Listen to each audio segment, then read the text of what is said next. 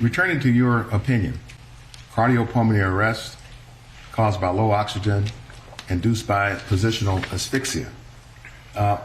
What caused the low level of oxygen in the case of Mr. George Floyd? Well, in his case, it was truly the prone restraint and positional restraints that led to his asphyxiation.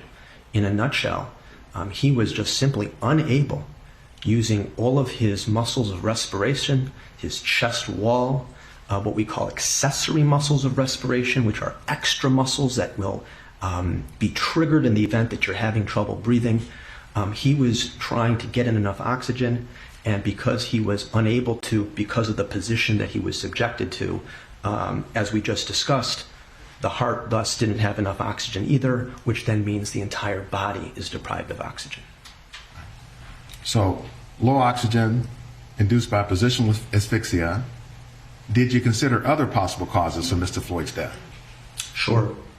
I tried, of course, to be as thorough as possible, but I focused mostly on two other potential causes. Number one is whether there could have been a primary heart contribution to George Floyd's death, and the second was whether a drug overdose could have caused his death.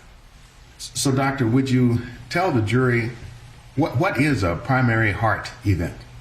Sure. So, a lot of things can injure the heart.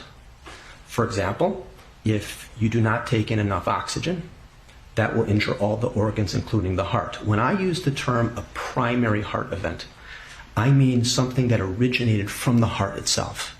So, for example, a heart attack.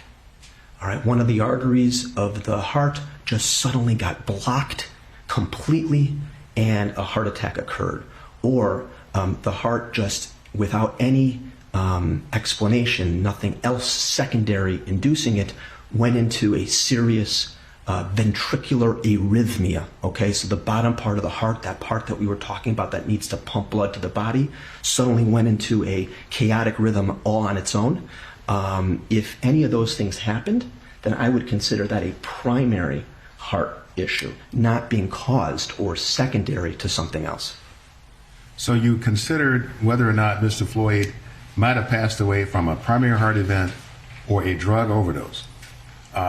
Did you reach an opinion or conclusion to a reasonable degree of medical certainty as to whether either of those two causes explain Mr. Floyd's death? Yes, I did. Would you tell us your opinion? Sure.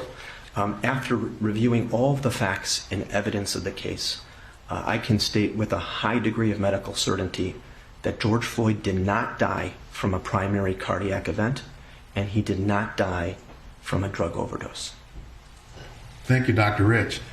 Would you tell us what evidence or facts, documents, what did you look at to help you to reach that conclusion about Hey, thanks for watching our YouTube channel. You should know that you can follow today's top stories and breaking news and catch up on your favorite MSNBC shows all in one place. Download the NBC News app today.